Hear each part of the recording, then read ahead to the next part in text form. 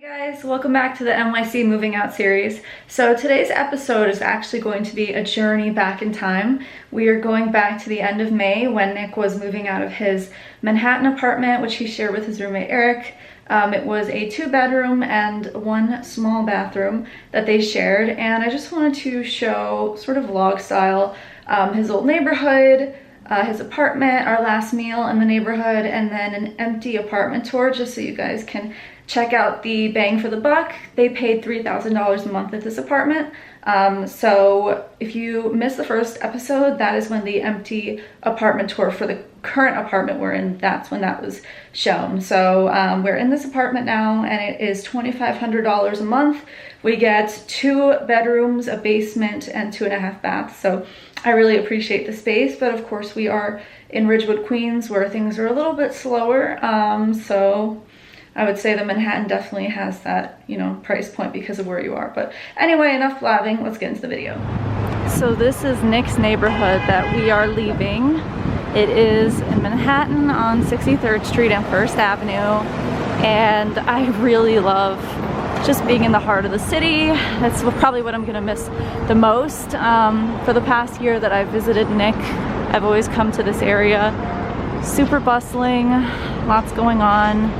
And our new place is in a kind of a dead neighborhood, in my opinion. Of course, Nick likes it because it's got bars and, I don't know, places he enjoys, but it's not as like modern and updated.